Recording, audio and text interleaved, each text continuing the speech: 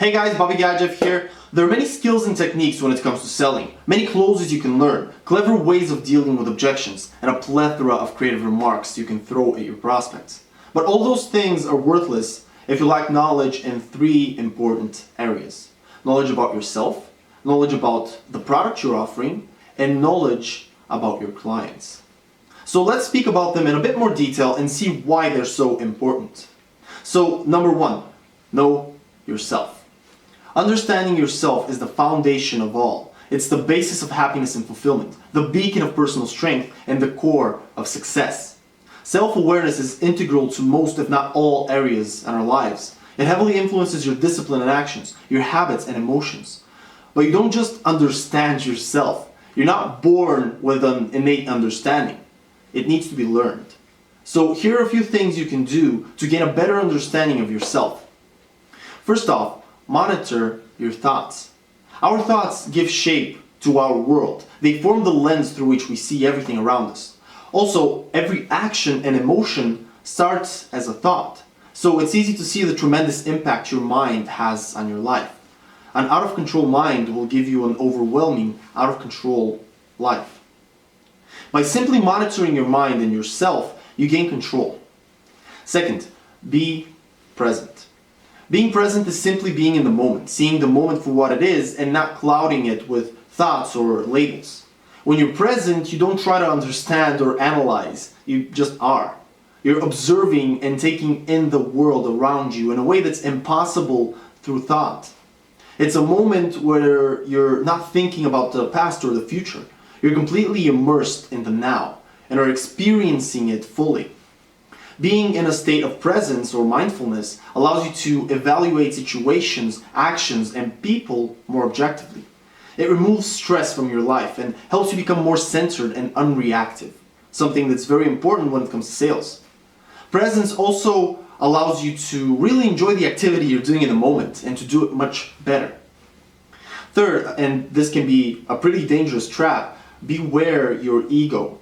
The ego is basically a mental representation of what you believe yourself to be. It's the image of you viewed from the prism of your mind, and it's based on both thought and emotion. Your ego can be an incredible weapon or a deadly success-sapping trap. It can enable you or get in your way and act as a roof to your growth. Oftentimes your ego is blinding you and making you act in a way that's against your best interest. It may be causing you to do things that are illogical, that only serve the purposes of the ego and give you no real benefits, only detriments. Things like making someone feel bad just so you make yourself feel better or superior. Being angry at other people's success as if that means that there's less success left for you, which in reality is the exact opposite. And many other weird, illogical, destructive things. Alright, moving on to number two. You need to also know your product. In order to sell something well, you need to believe in it completely. If you don't, selling will be unpleasant and ineffective. You won't present your product as well as you can. No matter how good you are, you'll definitely be better when you believe. Your self-image will also take a hit if you sell something that you don't believe in. You'll feel like a con artist and you'll become stressed out because of it. You need to love your product. And you can't love something if you don't know it. That's why you must learn all the benefits of your product, to know every way it can serve your prospects, every problem it can solve, every issue it can resolve.